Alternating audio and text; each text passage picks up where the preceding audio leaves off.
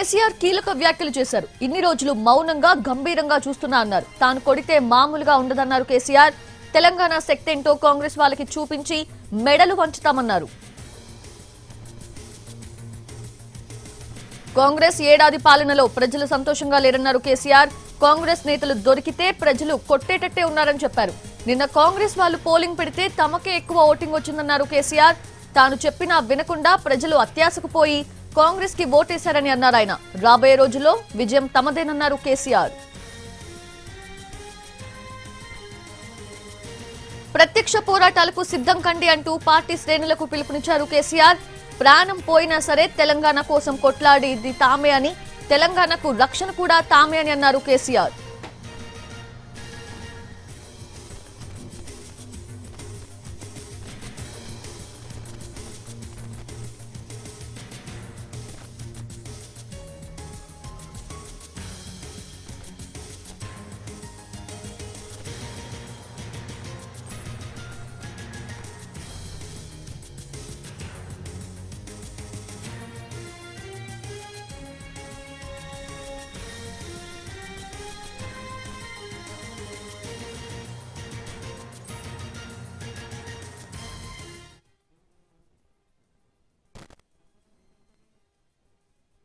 కొన్ని దుష్ట దినాలు వస్తాయి, చెడు గడియలు వస్తాయి.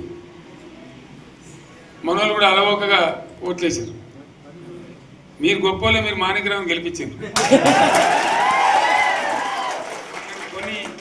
కొన్ని నియోజకవర్గాలలో అత్యాశకు పోయి నేను చెప్పిన కూడా అప్పుడు మంది మాటలు పట్టుకొని మారమానం పోతే మళ్ళీ వరకు ఇల్లు కాలిపోతారు. వీళ్ళని నమ్మితే అమాంతం మింగుతారు, మోసపోతాం. రైతు బంధుకు రామరామ అంటారు, దళిత బంధుకు జైబీం అంటారు. వీళ్ళు ముంచుతారా నాయన అని చెప్పిన ఆయన వాడు తులం బంగారం ఇంత నీకు ఏంటి, నీకు బంగారం వడ్డానం పెడతాను కానీ ఆయనతో నమ్మి ఏమో మీ సంగతి ఎంతో చూద్దామని ఆయనతో వేసారు. వేసింది ఇరుకపోయారు, బాయిలో పడ్డారు, అయిపోయా ఉన్నాయి అన్ని మీకు. మళ్ళీ మొదటికి వచ్చానా కైలాసం ఆడలో పెద్ద పామింగినట్టు అయింది మళ్ళీ. అంతే కదా, ఆలోచన లేకుండా ఎటు పడితే అటు